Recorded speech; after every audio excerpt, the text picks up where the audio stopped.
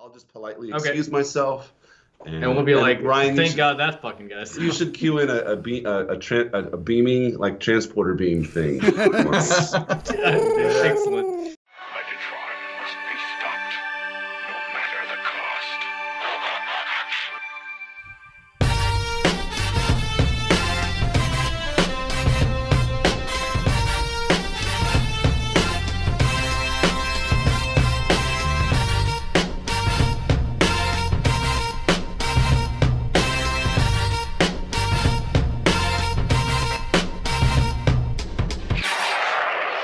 Cybertron! Hello, ladies and gentlemen, and welcome to a special Autopod Decepticast bonus episode. Jesus Christ. Bonus in the sense that we're fucking you out of an episode. Not really a bonus because it's airing in place of a standard episode. We're taking a week off from the regularly scheduled content in order, well, first of all, we're kind of trying to prepare for our TFCon panel in Chicago, and in its place, we have a quick conversation with our friend Mike Seibert of Mike Seibert Radio about last Thursday's theatrical presentation that many of us went to of Transformers the movie. What an awesome thing to actually have happen in congruence with what we're doing here. That's right. I am Ryan, and joined with us is also. Hello, I'm Caleb. Yeah, I guess I didn't introduce myself. Nope, I'm not Aaron, at all. and of course we've got Mike on this as well. Hi, I'm Mike Seibert. I've seen the movie a bunch. Let's go hang out in an elevator. Man, the elevator is. We're gonna need to. We're make getting a lot of t-shirt. mileage on that elevator joke. We're gonna totally have to get a pic of us in the elevator. Absolutely. I think kind of the Gangnam Style type of thing. So, Mike, I guess we didn't really talk about this. I don't know if you want to lead us through it, or if there is like a discussion topic that. Good. Let's make this harder to edit for me. Yeah, well, I would just right off the bat. I was gonna say like impressions. Mike, and I'll toss it to you first here, just as a person who saw this in the big screen as a tot. How did it compare? Yeah. You know what? It was a really cool experience, and I guess for me, one of the coolest things was seeing it in a theater with folks kind of my own age or had similar experiences, and just kind of re-experiencing it for the first time. It was I tell you, I've got a little bit of setup, I want to throw at you guys, because basically.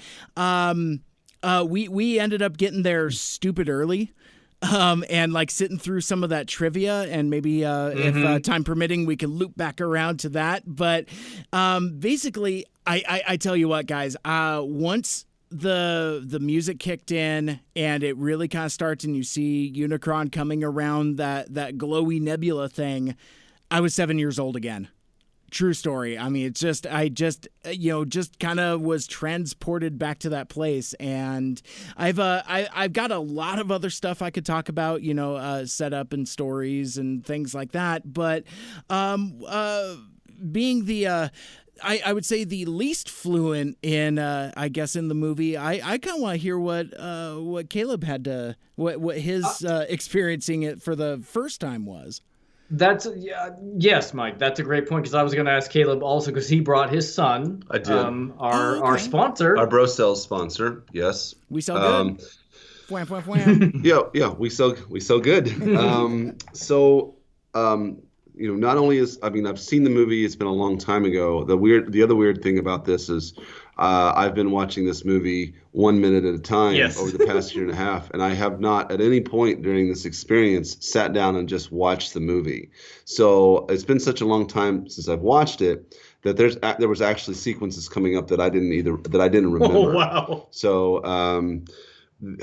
the interesting thing about me watching it this time around was that I've been so closely involved with it on an analytical level that I very much was didn't have the childhood connection quite as emotionally as you did. Mm-hmm. I wasn't scrutinizing it, but I was watching, and it was nostalgic in a weird way, in that it kept making me think back to the experiences of the podcast. Where you were a 7-year-old again, Mike, I was a 39-year-old again, and sitting there, and I was 39 all over again. Yeah. Yes. And so while I was watching it, I was kept thinking like, wow, the movie went by relatively quickly, and it's weird that we've stretched a movie over a year and a half, which is just wild. And so that was what was kind of the most interesting thing for me. For my son, he liked it. Mm-hmm. It was not a profound experience for him. Of course, yeah. He's 10. He was glad to go, but he was more interested in the Sour Mike and Ikes that he had, and I mean, but I do remember asking your son, like, "Hey, did you like any?" And I got like a he was fine. polite. Yeah, he was polite. He thought it was a thing he watched. That's right. Didn't hate. Yeah. So we had a good time, and so it was a good father-son get together, and I'm glad I got to do it. That's my 2 cents on my experience with the movie. Very cool. I mean, because really the thing that for you guys that I thought was so cool is that, it's kind of like the culmination of this podcast project you guys have been doing. Right.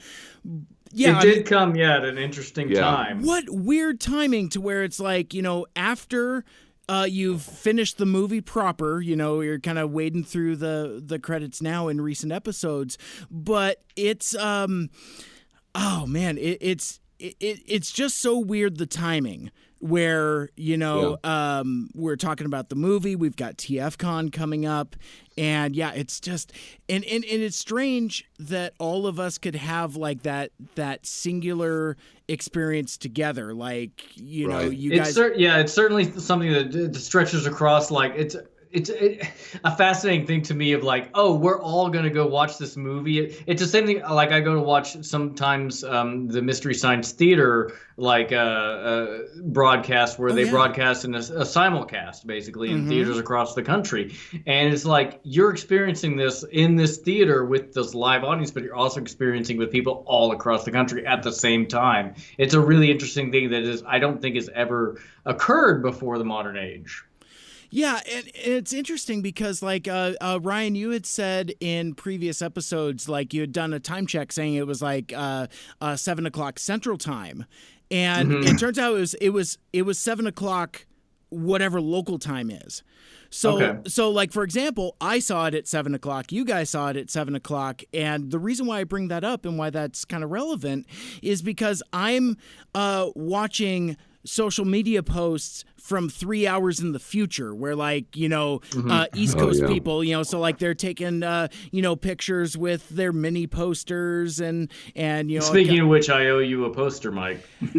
Quick postscript on that. I kind of buried the lead a little bit. I was going to tell that story in a few, but sorry. But sorry. No, it's fine. It's fine. They I was a little too hot on the trigger on my hot take social media post.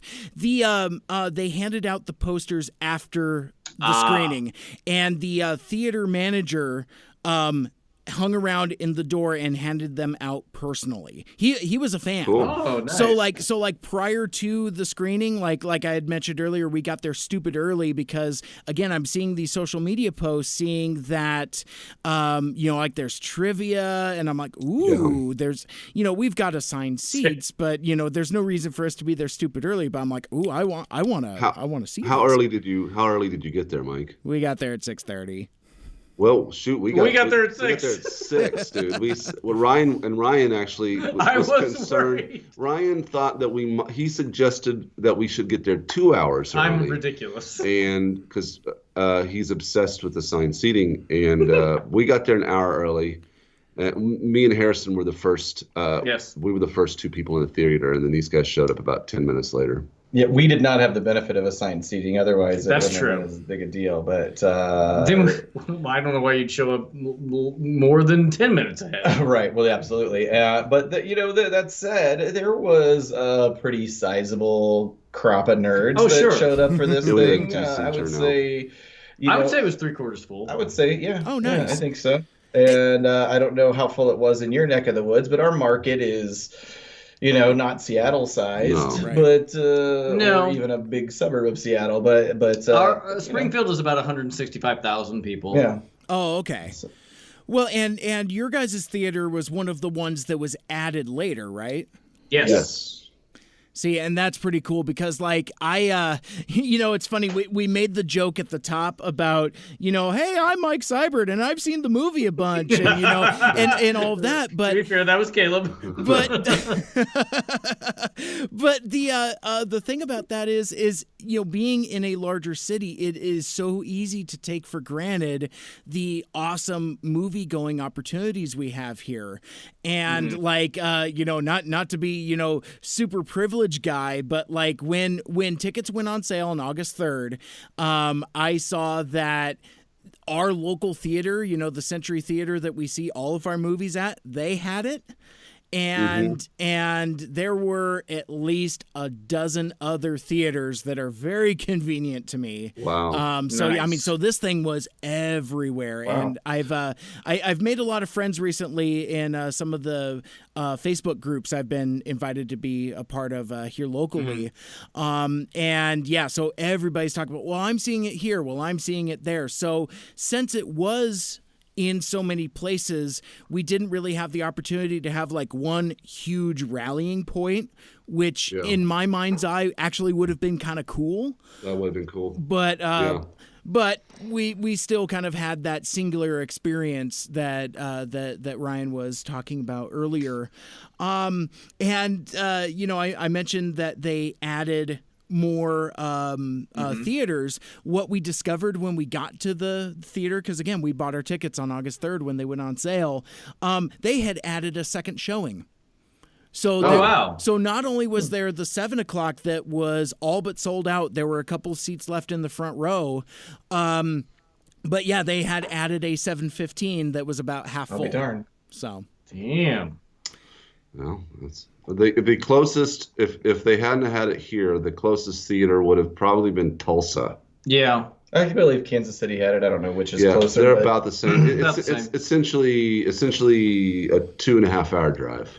Yeah, no, it just makes me so happy because it's like it shows how much of a fandom there is and how much people like enjoy that they added fucking like 500 theaters to it. I bet you they made money. I bet you they did all right with it. Oh, absolutely. Well, and that was something I posited on my podcast recently where I was like, wouldn't it be something, because it was after I reported on the expansion, I was like, wouldn't it be something if like this one night only Fathom Events thing ends up being more successful than the original theatrical run? Because it wouldn't be that hard. That's true. I mean, because it made what, $5 million? $5 million, and it cost $6 million, I think. Yeah. Let's do a quick math. How many theaters did this get into? Do we know? I want to say 750. And I don't know if that includes partner theaters in Canada. Let's just do 750. We'll assume 200 people per theater. Times, what were these things? $14? Yeah, sure. $14. So you're already $2 at million. $2 million right there. That's so loosely $2 million in sales. That's half of what they made from there. Presuming they sold out. And that is in modern dollars as well. Sure. But at any rate. Yay. Yeah, so very presumptuous, but from our loose math. There was it was interesting to see at our theater how many people, like, again, like, it was added late, and there were I think it was probably 3/4 full. Sure. And like, there was a woman who was sitting next to us who was, if she was over 25, I'd be shocked. She was young. Are you talking about to my right? Yes. That girl was like 11. Yeah, she's like a teenager. She was into it. She was maybe 12. Yeah. Like that's she was not 12. She was a kid. She was she? Yeah, she was under the age to drive. I know she's taller than you, but that well, that's she fair. was under the age of 16. Anybody taller than me, I just assume, are you an adult? She was so excited. She sat down right oh next my to God, us. she loved it. She was like, I mean, she was like a ball. She was literally bouncing in her seat. Yeah. And then afterwards, like, before it like even started, she was like texting and talking to people on her phone about it, and she was like bouncing whenever it happened. And like after the movie, she was She was singing all the Stan Bush lyrics. So happy. She was between the ages of 12 and 15 because I was like, why is this kid by herself in the theater? Her parents dropped her off. But actually, I think they were in the theater with her because she just want to sit with them or something. She liked that row. I don't know, but I noticed that she linked up with like an older person and a younger person at that point. But it was shocking to see somebody that young. Fun to see like somebody, that young, who was like, I am into this way more than you people who are doing a podcast about it. Like, it was just like, she was so happy. It made me feel good. And a part of that, just whenever I'm kind of trolling, when I say trolling, I just mean like kind of, scrolling through Twitter, and just generally kind of, the fan base that is younger, I feel like is more connected to the comic book or maybe some of the more recent cartoon series. Yeah. And some of the more anime influenced stuff and more, more modern stylized. And a lot of those people aren't G1 people at all. Yeah. In fact, I think, there's probably a pretty solid fan divide from the G1ers. I think there's a stereotype that we're just old crusty men, and which is probably true. But I think that there's a lot of people that just, for what it's worth, don't want to get to know the G1 material, and that's fine. Yeah. But it's interesting to see somebody so young, and they probably love all the aspects of Transformers and dig into this. But to be fair, the movie is the pinnacle of G1. So if you're going to watch something G1, this is the thing to watch. Mm-hmm. I agree, and so that's a really cool story. I didn't necessarily have an experience or have see something like that, but I did see a lot of adults with kids in there, so that was probably very similar to Caleb and his son's experience. And I was thinking, leaving the theater, I'm like, oh, the cycle has begun again, because there was an entire generation that were traumatized by this movie, and then it kind of dropped off. And now with, I think, adults bringing their young kids to this movie for the trauma all over again. It's just passing it on to the new generation, I guess. My son didn't have any. He didn't have. Well, he has no connection. He has no connection. That's right. He doesn't care. Right. Yeah, and that's a fair point.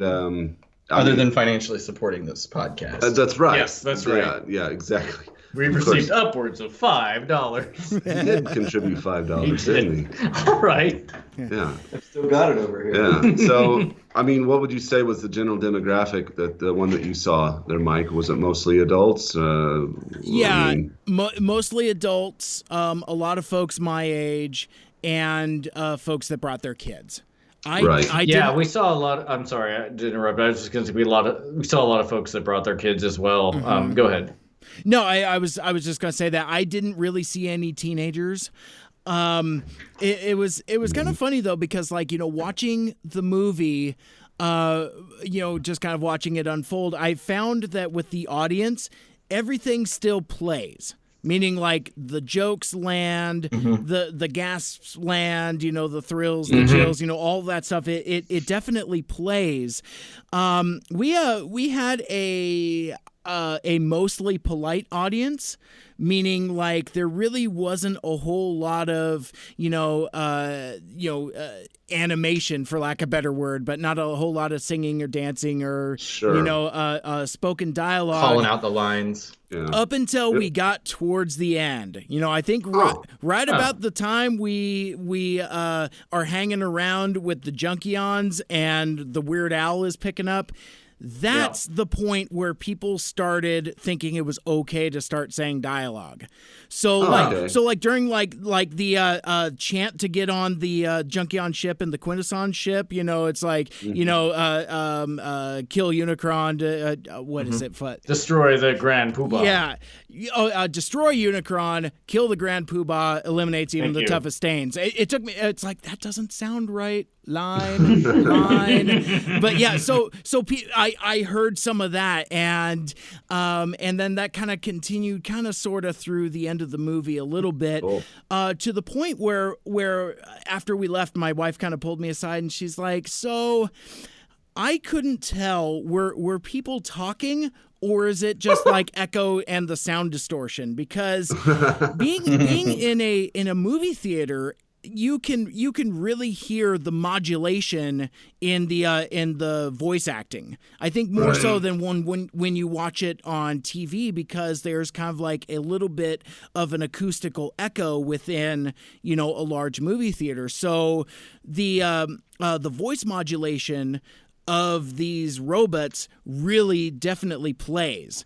So like there's like that extra timbre there, like when any of the Transformer characters speak. And so she couldn't keep track of if people were talking or if it was just the echo. And I was like, yeah, in parts it was a fair measure of both. That's really interesting. We didn't experience that at all. I mean, I was curious if it would be like some Rocky Horror elements to it, but no, everybody was very. It seemed reverent, kind of. Yeah, but it was nice. Cool. I kind of wish it was. I do wish it was more like the experience that Mike had. It wasn't supposed to be though. It wasn't like a Rocky Horror Picture. Sure, I know, but I'm just saying. But Mike's experience. They made it that way. Yeah, but I probably would have found that annoying. But that's okay. I don't know. It depends. I'm of two minds about it. Like I don't know. I mean, because that means that people are enjoying it so much, and I love this so much that this is how I'm expressing it. But then also I'm like, I'm trying to watch a fucking movie. Did Mike? Were you at one of those fancy eaty drinky theaters? No, this is so we have like the luxury recliner seats in that it's a big Barca lounger and stuff, but it's outside of that aesthetic, it's a standard movie theater. So Aaron tried to convince me that this was the selling point of these recliners are so comfortable, as opposed to I haven't been to we have the benefit also of in Springfield, Missouri, of having an Alamo Draft Theater. Oh, we have the largest Alamo Draft House in the country. And it is where you not only you can get booze and food, but also they subscribe to like a no talking. Well, it's different for like if you have a special venue, but also you have assigned seating like you did, Mike, where it's like I can show up 10 minutes before the movie and I don't have to worry about standing in line, and that's pretty prime for me. Yeah, obviously. Sorry. I don't know if I had a point. No, it's fine. I kind of just rambled on. Well, and I was going to ask you guys kind of like, to describe kind of like the theater going experience, like what kind of theater was it? I mean, it sounds like it was just kind of like a standard type of deal. Yeah, it's been converted recently into the reclining seats. Pretty much all of them in town have that. Oh, really? Yeah. But other than that, it's straight on theater. It's just a regular theater. I was telling them that I actually remembered. I was telling Ryan, the first movie I ever saw there was on opening weekend. When it opened, I saw the original Addams Family there. Oh, okay. Wow! And I saw Kathleen Turner in line. I don't know why that's. Wait, what? Kathleen Turner. To see Addams Family? She was in line. She was in Springfield? She went to college here. I know, but she was in town? I guess, yeah. She was in line for the movie. This sounds made up. See? You said this. You had the same conversation with me in the theater. Like, you don't believe me. Oh, my God. Interesting. The very first movie I saw there was Jurassic Park. Me too! Oh, high five. Did you see Kathleen Turner in line? I saw. Because I did. I saw John Goodman. Oh, did you really? Did you really? Springfield alumni? No, I did not. Oh. God damn it. That's funny. I am going to. I saw Michelle Bachmann in line. Michelle Bachmann, the politician? Yes. Okay. That's right. not true. I just thought of the weirdest thing. Just making stuff up now. Mike, I have to excuse myself and leave. We will send you over the files for Deal or Can't Deal, as well as the voice actor trivia. Okay. I will, sir. Pleasure. I'm looking forward to meeting you in person here in a couple of weeks. Absolutely, it's going to be a pleasure. I kept looking at the time. I'm like, he's still here. He's still here. He's pushing it. I'm pushing it. So I'm going to go, and you guys enjoy the rest of the We probably have about 15 minutes we'll finish before up. we'll be great. All right, see you guys. All right, now you can put in the transporter sound effect, right, Ryan? Thanks. All right, see you, bye. That'll work. And Caleb had to go back to his home planet. That's right. Yeah. He doesn't hear what we're saying about it. It's really funny. He has a stupid butt. Did you guys? I guess I'll just throw this out to you, Mike, as somebody that's seen it in the past, but also Ryan as somebody who has been going through this minute by minute journey. Was there any I don't know, moments of the movie that kind of hit a chord or, hit you differently based on just your past, your context, or just seeing it on a big screen as opposed to a little computer screen minute by minute over time? I mean, I don't know. Was there any moment that kind of stood out to you watching it in this context? Mike, not to put you on blast here up top, but do you want to field that first? Sure. Yeah. No. There's one specific moment that I'm thinking of that's there's a lot of stuff that's been kind of influenced by listening to the podcast because again, it's been very analytical, and one of the things that's made me a fan of your show is that it's made me look at things about this movie that I love so very much, and I will tell you that I know front and back and know all the dialogue and all the music cues and all the sound effects, and if you give me a running start, I could probably perform all 86 minutes of it in one clip.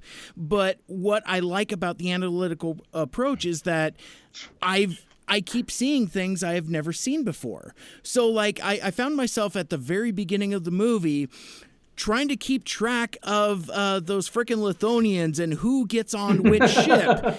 And something I never thought to pay attention to before. And so there's 3 ships and 3 guys, but Kranix gets in one of them, and then Marvelous and his friend get in the other one. Third ship never takes off, and then they're all super dead. And the other one that really kind of that I can't not see this, and this is thanks to you guys, and it kind of pisses me off actually because it kind of sucks. You're welcome. But when Rodimus Prime opens up the Matrix, and there's those 2 stupid strings on the side. You never saw those before? You didn't see that either? I never saw that before in my entire life, and now, and it was, and it's very clear in that one shot where he's opening it up wide. The next shot, it's gone. But yeah, it's so Fathom Events had been. I wish they hadn't done it. Almost looks like when you see the strings on a puppeteer marionette type situation, or special effects. And I mean, I guess they intended for us to both see that this, I don't know what it's supposed to be, like a stabilizer or something. I would be interested to see in the season 3 episodes whether that exists whenever they open it for the Rage virus. Good question. Honestly, guys, I think it's an animation error. I don't. You think it's maybe just guidelines? Yeah, exactly. And they either didn't or couldn't remove it. Because again, the next time where that shot changes perspective a couple times. So when it's only in that one shot where he's first putting his fingers in the finger holes and then opening it up that way. That's the only time you see the strings. Outside of that, it's just floating. And yeah, I never noticed that before, and it sucks because it sucks. It sucks. Thanks, Ryan. Yeah, exactly. But I appear to be the only one who would notice that. I never had seen it before. And I mean, outside of that, I mean, I guess slightly tangent for just a sec. So with seeing this movie so many times in so many different formats, there was a few things that I found kind of nitpicky about this particular screening, and I don't mean to bring down the house or whatever, but I was wondering at a few different times if what we're watching is actually the 30th anniversary cleaned up Blu-ray put out by Shout Factory, because there's a lot of stuff that's clean. So for example, at the beginning of the movie, you can see the 3 Lithonians inside the reverse angle of being inside their lab as the scene goes red and the Lithonian shopping mall is being sucked up into Unicron. something I didn't notice until that Blu-ray release. So I did notice it in this theatrical version, but there's some shots, like specifically like where you're first introduced to Hot Rod and you see him fishing with Daniel. It gets blurry as fuck for like no reason. Yes. And yes, there's one specific shot that I noticed that is very out of focus. Yeah, I was going to ask that, and I was curious just from your angle, Mike, because I was like, was this the 4K version? Did we just have a bad, projector? Because all projectors nowadays are high def digital, and why? Like, I think it was I don't just know a how bad you would get. cell. So, or a couple cells. Well, I mean, the whole movie did not seem high resolution to me. So I was like, is this supposed to be like it felt in the original, and they've preserved some lower grade version of it, but for the purpose of like watching the original Star Wars instead of the remix George Lucas. And also there was something that where I think it was on Twitter, but there's an example of like they were like, here's the I think it was the company that did it was, here's the original, here's the redigitized version, like side by side. Mm-hmm. And I'm like, I was going to the original looks better. I was going to bring that up because that was going around my Facebook feeds as well. And I had, I was even being devil's advocate. I'm like, well, maybe they have the before and after flipped. I really have to go back and watch all of these different versions because, I think I've seen that 30th anniversary Blu-ray once. And my biggest takeaway from watching that at home on TV is like, again, I've sung its praises, saying like there are bits in the animation that I've never seen before, and to me the showcase for it is during Megatron's transformation sequence into Galvatron. You can see all of the fine detail. Lines of detail that I had never noticed before, because in most other versions, it's the color saturation is turned way up, so it's like there's that pink glow that kind of obscures the detail.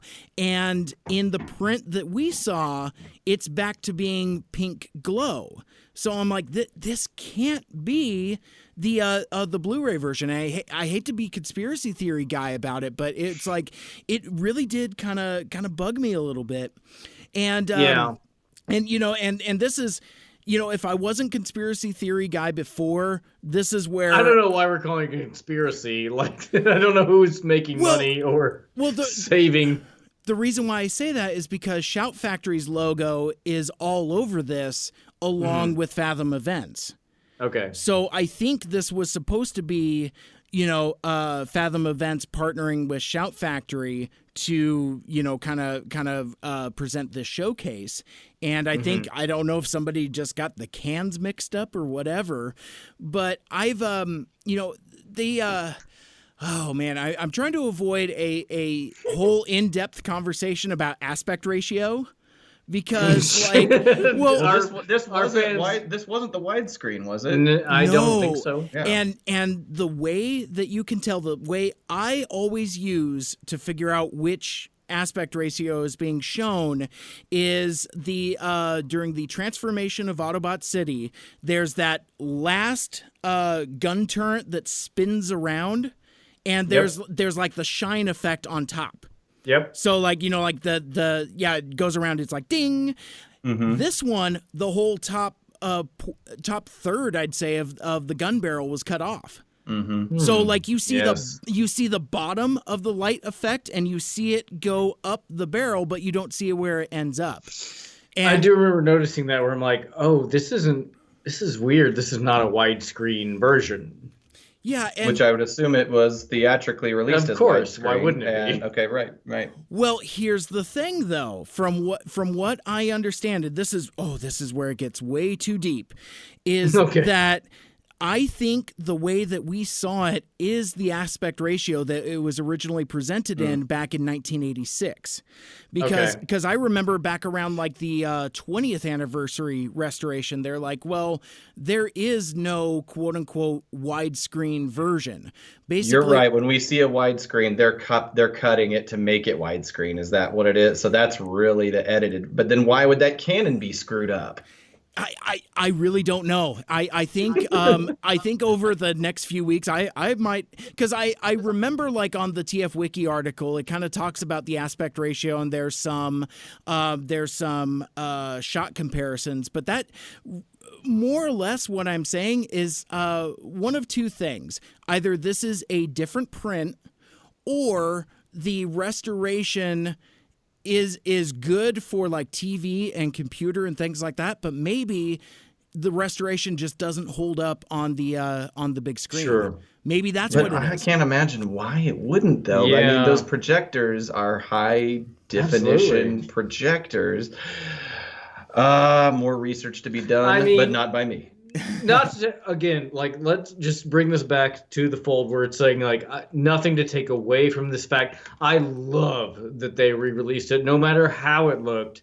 Like it was a really enjoyable thing that occurred, and like to have people be so excited, not only like on Twitter, but on social media, but also in reality, to be so excited. 200 nerds. Exactly. Like to the love of this movie brought people out. That's really the important part. On a Thursday. On a Thursday. We have to work the next day. Was there which is why we wouldn't have gone to a big city and would have just missed the event entirely. Mm-hmm. Ryan, was there a moment that stood out, that just being in the theater, or given what we've been doing, what? Starscream kicking Megatron. Everybody in the theater laughed at that point. Yes. Yep. That was a nice moment. Same here. Biggest laugh. It seems like Starscream, just as a character, any scene that he's in that he steals gets all the laughs. So like even at the beginning of the movie during the shuttle attack, where actually it's Megatron's line, but he's like, "You're an idiot, Starscream." Huge laughs. Because of Starscream's expression. Exactly. Well, and even like, you know, when he blasts off his foot at Autobot City, people laughed at that, and then of course everything after that from Astro Train all the way through the coronation. That seemed to be, aside from at the end of the movie with the Junkions, that's when the audience I think was the most lively in terms of like you know, really being dialed into it.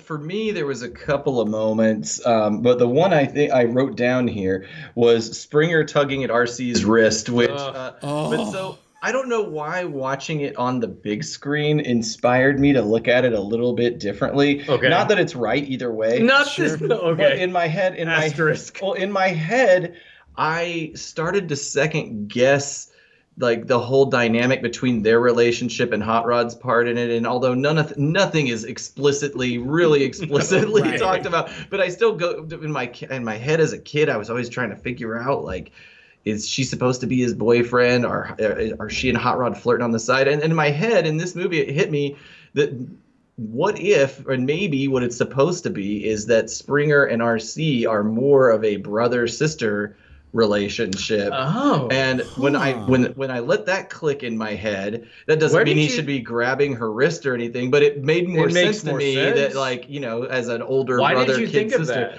I don't know why. Like I realized that I wasn't getting any like romantic vibes in the same way that you get those flirtatious romantic vibes, and I thought, you know what, there's really no reason. There doesn't seem to be a spark here at all. That's actually a super fascinating perspective. And then I just all of a sudden felt less weird about the grabby stuff, but you've actually blown my mind. It blew my mind in the theater. It was weird, like this wave of comfort just fell over me. Go ahead, Mike. Yeah, well, because I could imagine it's not unreasonable. I'm an only child. I don't have any siblings, but I would imagine that in that stress situation that it's not unreasonable to grab your sister's arm and say, "Let's go." Right. You know, I've blown my mind. And again, that's what's so cool about the Autopod Decepticast is it makes you take this movie that you've known for 32 years and make you look at it from a completely different angle. I mean, this has like subtext within text within subtext. Yes. It's really crazy. So something I wanted to ask you guys about is, we talked about how kind of the audience kind of behaved a little bit.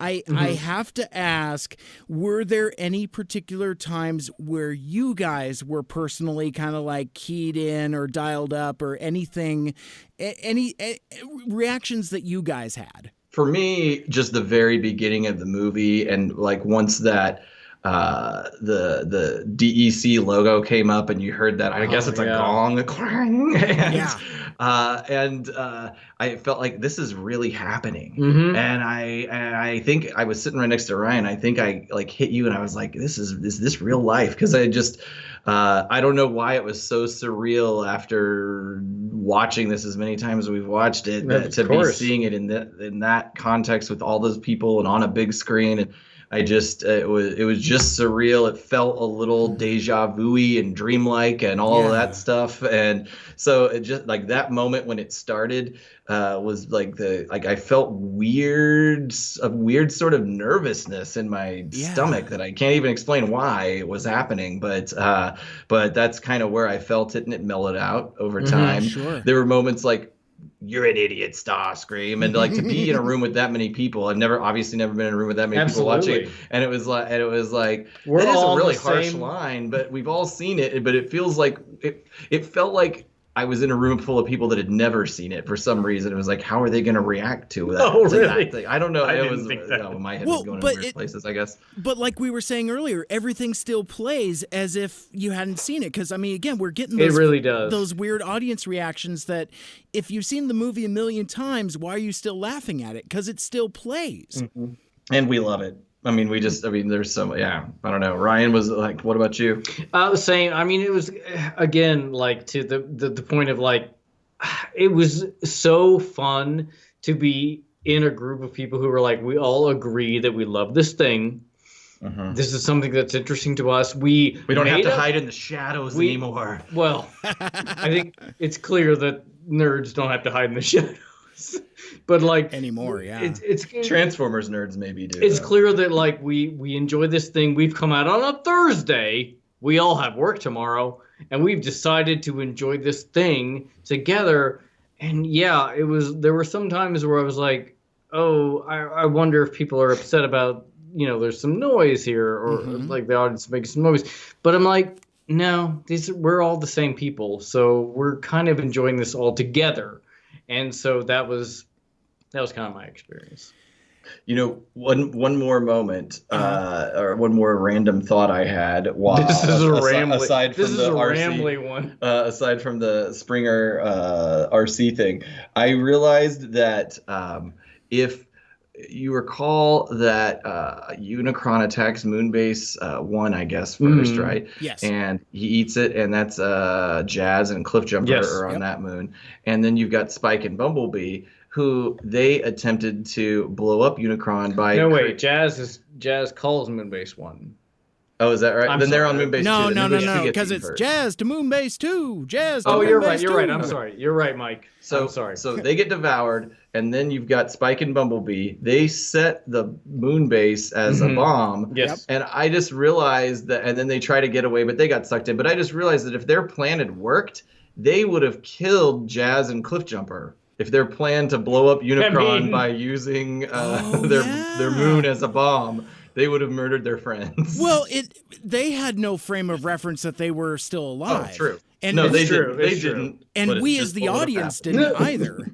So that's interesting. And the thing that is also interesting, seeing it play out, because I haven't watched it. Oh gosh, I can't.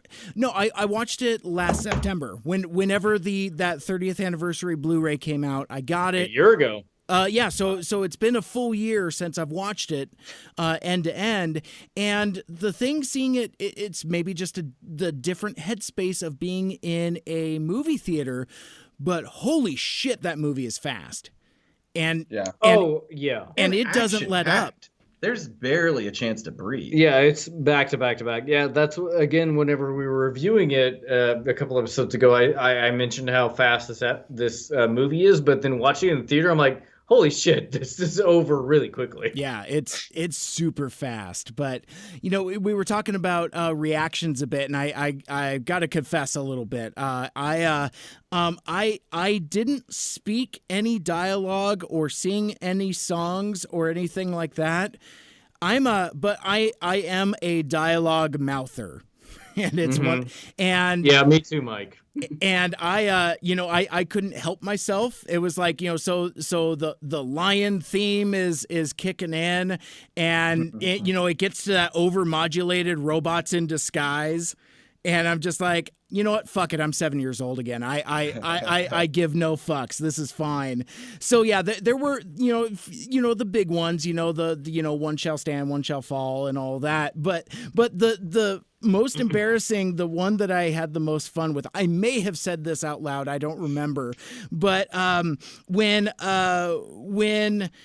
Kup and Hot Rod are on the Quintesson planet and they're bargaining with the Alicons.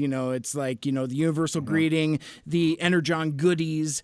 And this is, I think I've posted this on Facebook before, but that's more, there's so many lines of dialogue that I kind of use in my daily life that just kind of come up weird and organically. But like we have 2 cats. And, I give them treats from time to time. So I pull a bag out and, I'll give them the treats. And when I'm done, I'm like, no more. and sometimes when it's this is so embarrassing, but like when it's like the end of the bag, I'll be like, empty. Empty. Yeah, that's great. I love it. I almost keep waiting for my wife to be like, they're supposed to reciprocate. This is getting expensive. But this is getting expensive. Don't worry, they'll reciprocate. But so like during the movie, that was the only time that like I did additional gestures in addition to mouthing the dialogue, because I'm like, no more. Connected to you. There, a line that is actually performed really well that's related to that struck me as more idiosyncratic than it normally does is when Kup and Hot Rod arrived back at Junkion. Yeah. And he goes, what was that universal greeting again? Oh, never mind. I remember. It was just like, they didn't even need to do that. Yeah. But it just, I don't know, weird. I like it though. And I think of it all the time. I don't want to hurry us up too much here, but I think that this is probably as good a time as any to. I mean, you were getting your wife Lucky ready for the movie here, and so I think what would be a good thing to do is maybe just talk about. I think maybe between Ryan and I. Let's talk. What do we think would be the essential G1 episodes to prepare somebody who's never seen the movie before to get them prepped for it? And then I'd like to hear what you actually did. Way too late for what you did, Mike. Who was like. I did respond. I provided some feedback. Yeah, and I got a lot of other feedback as well. I got some folks from Facebook as well as Twitter, and I don't have any of it up in front of me because, quite frankly, I mean, I think I will cover this in depth maybe when we get together next time, maybe for one of my shows and talk a little more on it. But so I got really good answers. It's like, well, you need to watch this episode because it introduces this. You need to watch this episode because of that. But let's just skip to that. Why don't you just tell us what you did? So what we ended up doing was we watched More Than Meets the Eye, part 1, 2, and 3, and that's it. Oh, really? Yeah. Okay, gotcha. So and I have a rationale for this. Because so basically what I've done is I've created this alternate canon where it kind of jumps from More Than Meets the Eye. You could put up a title card that just says 20 years later and jump right into the movie. And the reason why I think the pilot is most essential is because it introduces the concept. You know who the good guys are. You know who the bad guys are. You know what the nature of their conflict is. And it sets up so much that pays off in the movie, more so than anything else through any of the other episodes. So like, like between like the dynamic between Prime and Megatron. Though incidentally, it's kind of funny how in the show, Megatron is a Laffy Daffy guy. It's like, here's something to keep you warm. I mean, everything is just so funny to him. It's just doing that Frank Welker laugh, and then we get to the movie, and he's like, "Die, Autobots, motherfucker!" It just starts murdering people immediately. But anyway, so it sets up the stakes. It sets up all of the human characters you need. And what I found, now I watched a bunch of episodes by myself, like including all of the ones Aaron recommended and a lot of the other ones a lot of other folks recommended as well. Willa, a different time, we definitely got to talk about Autobop, which is, I think, probably my favorite episode of the entire show now. That's the Blaster versus Soundwave one, right? Exactly, and I hadn't seen it in so long that I had kind of forgotten about it. Now, what I found is as I, so I'm watching like War Dawn and a couple of the others, I found myself in this trap where it's like, oh, this episode has Stunticons in it. There's no Stunticons in the movie. Right. Well, War Dawn deals heavily with the aerial bots, which I had forgotten about. They're not in the movie. So I created, like, in my head, it's like, well, I don't want to watch any episodes that create questions about, well, where's this guy? Because that's one of the biggest plot holes in Transformers the movie is like, where are all the other combiners? And really the thing that I wanted to preserve more than anything is the Devastator reveal. Because the way that Lionel Stander delivers that line with so much fear and reverence to it. So, like, the Decepticons have, trashed Autobot City, and they're about to finish him off, and he's like, Constructicons merge for the kill. And, Daniel, he's like, hey. Devastator. Yeah, and just the way he says that, and if you watch Heavy Metal War, it takes a lot of the punch out of that, because it's like, well, they beat this guy pretty easily. And just like the menace and the slow walk to the transformation and all of that. And I think that is one of the coolest reveals in the movie. And I think not watching Heavy Metal War or any other episode that has Constructicons in it kind of keeps that intact. You can almost pretend that you're meeting the Constructicons for the first time in that scene, because it's like, oh, holy shit, they can combine into a super robot. Holy shit, what are the good guys going to do?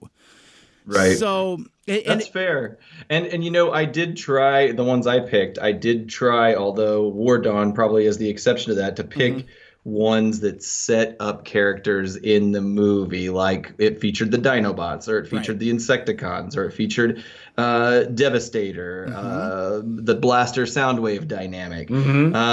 But War Dawn, that was a suggestion of mine as well. And when you talk about it like that, A, there are characters that aren't in the movie, and B, it gets into, I guess, a lot of the pre-lore that you don't even need. That's it. Right. Like your concept of just looking at the first three, it sets up everything. Like Prime, like Peter Cullen's so great, and Frank Welker's so great. Right. You get that these guys go way back. And you get that Prime is noble and strong, and everybody's gonna definitely miss him if he dies. And you get that Megatron is like tough and bad and smart, and that he has this dynamic with Starscream. So I'd say that was a good tactic on your part. Well, thank you. And just the way you were mentioning that made me think of one other thing. I mean, there's like a lot of weird foreshadowing, because I get the feeling that, whatever the production schedule was, I bet you they started working on the movie probably about the same time they worked worked on season 1 and into season 2. That's what they say. Yes, so absolutely. So More Than Meets the Eye was made before all of that. because it was just a 3-part series, and there was like a separation between that and I don't remember what it was, but they were made some time apart. But the reason why I bring that up is like there's some weird eerie foreshadowing in More Than Meets the Eye. Like there's a part where like Ironhide goes after the Decepticons, and like he gets blasted out of the air, they haul him out of the water, and it's like, oh, hey buddy, you know, are you okay? And Prime says something, he's like, you know, you gave us a scare, you know, there's a thin line between being a hero and being a memory. Mm-hmm. And then fast forward to the movie, and that's one of the characters that heavily features being murdered brutally. So it's just kind of like that weird. I don't know if it was intentional foreshadowing, but. And again, all the Starscream stuff, because he keeps saying, like, every chance he gets, he's like, my time will come. I will be leader of the Decepticons. Yes. And then he finally gets a shot for 10 minutes. So it's odd. I you know, just for funsies, I would recommend you try that. Just watch those 3 episodes and then watch the movie and just kind of see how that plays for you. I'm sure it'll make sense. Well, we've got to wrap it up a little bit here. But one thing I think I would just touch on before we completely, I think at some point, maybe up in TFCon, we'll talk about the reboot conversation and, you know, if we were to reboot, who would our dream team be kind of thing. But since it was relative to this and they did do some new Bumblebee reveals. Yeah. Oh, yes. Yeah, we can't get out of here without talking about that. I mean, I'll give you my hot take real quick. Yep. I'm still a little confused by it. Is it a reboot? Is it a retcon? Is it in the Bay universe? No. I assume it's in the Bay universe still. It is. And I think that I'll quote, kind of rip off somebody I watched, a Transformers reviewer and a podcaster by the name of Bobby Skullface.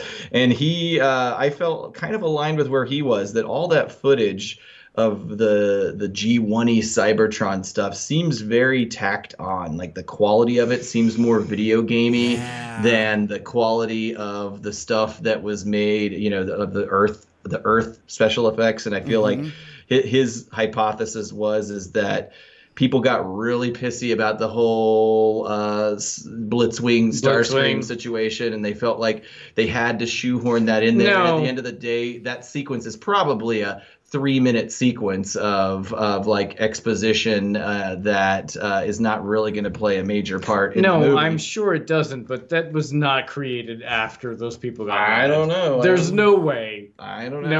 No. That did not happen after that. But that, I mean, if you, the quality really isn't as good. And so at any rate, but I mean, either way, I'm fine with it. I'm glad it's in there, and I'm happy that that's. What were you going to say, Mike? And maybe there's time to clean it up. Well, yeah, see, a couple things. One, Shockwave is looking thick. He's got some thick thighs in there. It's delicious. But I love it. But no, I'm going to split the difference with you guys, because I don't feel that it's, you know, caving to fan expectations and all of that. I think it was organically already kind of in there. I think the special effects aren't done, more rendering needed, but they wanted to toss us a bone. And I'll go even further. And again, I think it's going to be a flashback. I think it's going to be a very brief sequence. It's not going to be a featured part of the movie, which I think will be fine, because one of the parts of the movie is that, you know, it seems like Bumblebee kind of has like the amnesia.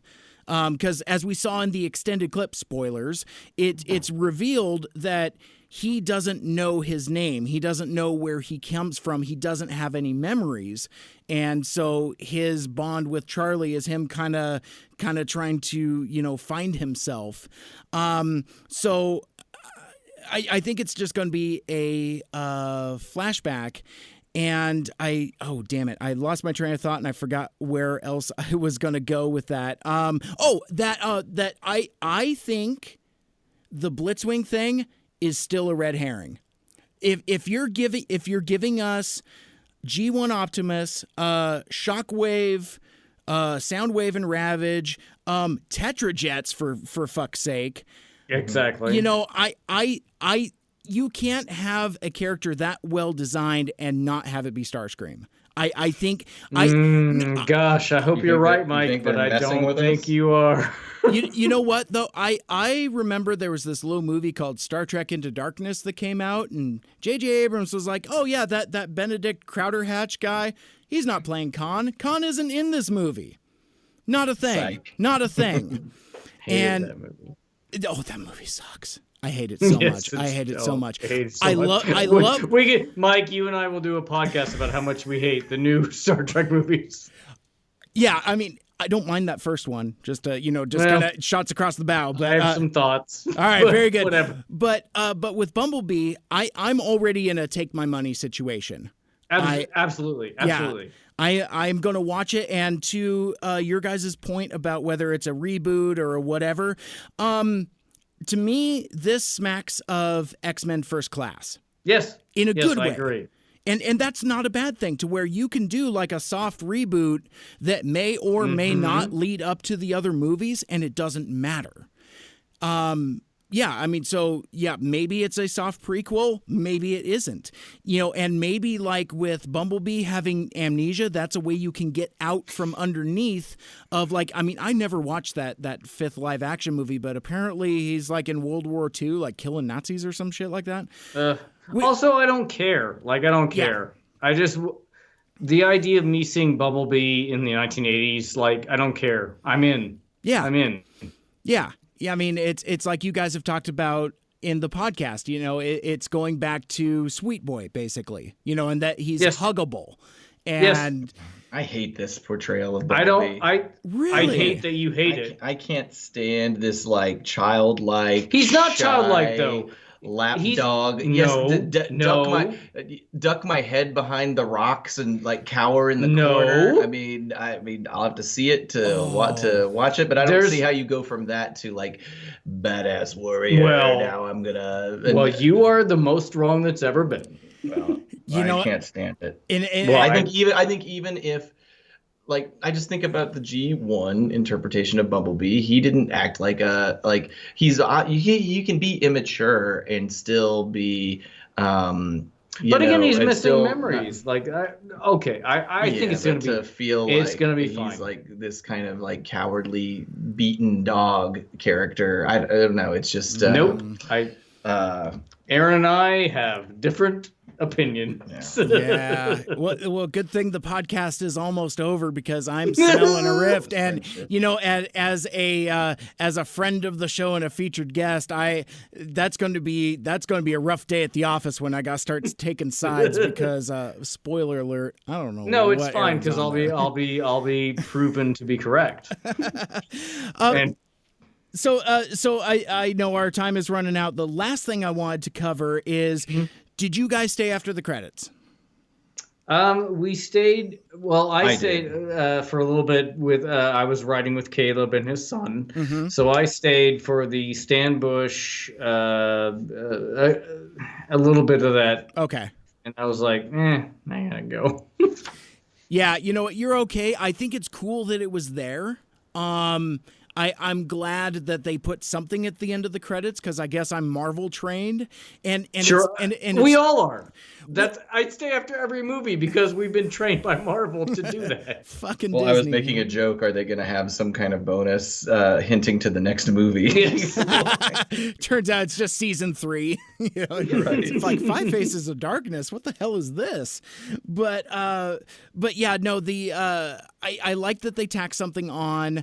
I liked. Actually, that I think having the Stan Bush stuff at the end, because it is so take it or leave it, was probably a better move. Because if you put that I mean Stan Bush, bless his heart, but man, that's he's a lumpy dumpy fella, and that was that was kind of rough. And I mean, the documentary part is taken from the 30th anniversary. I couldn't remember if it was or not. It's actually from a larger documentary. So it's like they just kind of like took a pie wedge out of it, and then they tacked on that acoustic set at the end. And oh man, I mean, I understand now, and this is something, Aaron, you were telling me about way back when we first started getting connected, is that the fandom can be so shitty sometimes. And it was always like, he's like, oh, that microphone must be delicious or something, because it was, I mean, even as an audio guy,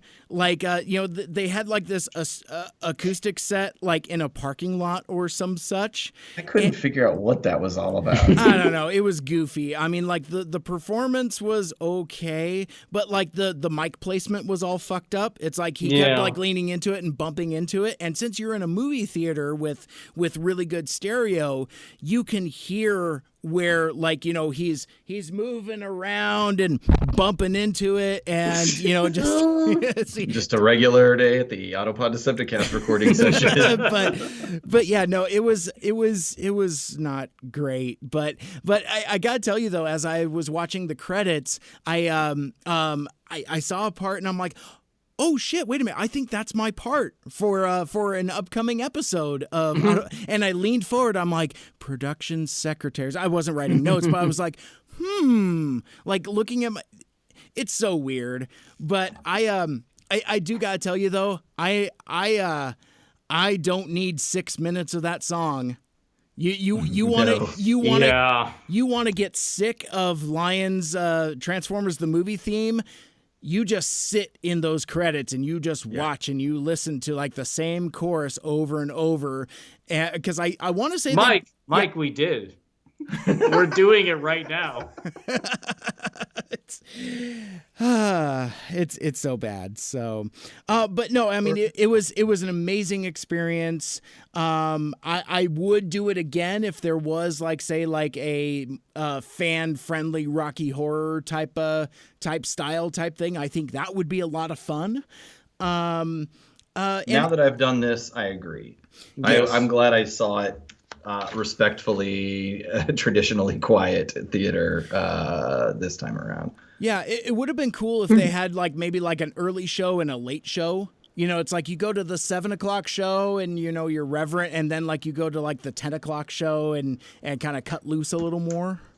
That'd be rad, but but we can all do that from the comfort of our homes. So that's right. I was trying to think of a great transition. Speaking of homes, we'll let you all get back to your homes. Will we? That's how we're doing it? Speaking of homes, I'm going to drive Ryan to his home. Yes. Because I need to make dinner as well. But and I have to pee. Oh, goodness. Well, so thank you, Mike. I think this is a great conversation. Thanks for participating in it. Yeah. Thanks again for being a part of what we have going on and planning for TFCon, our special presentation, October 26th through 28. Chicago, United States, Planet Earth, Solar System, Orion Arm, Milky Way, Local Group, Virgo Cluster, Virgo Supercluster, Universe. That's our address. That's our address. Our universal address. Post office box. That's very specific. But Mike Seibert, where can people hear from you? They can follow me on Twitter and on Instagram and like us on Facebook, all at Mike Seibert Radio. I am not the Mars Rover guy. That's a different Mike Seibert. The spelling on that is Seibert, just the way it sounds. LOL. I felt the need to put that in there. But if folks wanted to listen to the podcast, again, it is Mike Seibert Radio. You can find that on SoundCloud, Google Podcasts, Stitcher Radio app, Apple Podcasts, and iTunes. Like, share, rate, and review the show wherever you find it. And if you would like to leave me a review, 5 stars, please. As I'm totally stealing Ryan's lines, right in front of him. And I don't know if you've noticed, but that's my cadence now. I can't stop saying 5 stars, please. But I love it. Like and subscribe.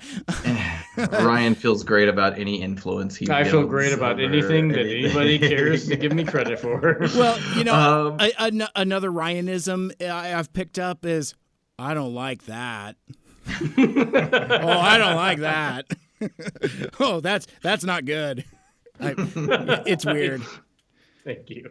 As to us, of course, iTunes, Stitcher, Google Play, TuneIn, all the social medias, Twitter, Facebook, Instagram. Okay, maybe just 3 at APODcast. And of course, there's the web presence at autopoddecepticast.com. We'll have a proper episode next week. Absolutely. And bringing you through the Transformers conference that will be happening in Chicago. That's right. That's right. Well, thanks again, Mike. And thanks to everybody listening. Hope everybody had a good time at the movie and not a shitty I hope time. everybody's great. Everybody, are you great? I hope you're great. Well, you know what? And I'm totally trampling all over your thing. Sorry, I totally fucked that up. I was just going to say, as you're following us on the social medias, let us know what you thought of it. I'd love to know if our buddy Serge Bomba or Skeeter or David Cavill or any of those folks made it out to the movie and what their thoughts were as well, because I would imagine that they would be very similar to ours. So excellent. Yep. All right. Bye. Oh, man. Make good choices. We're going to hang up on you.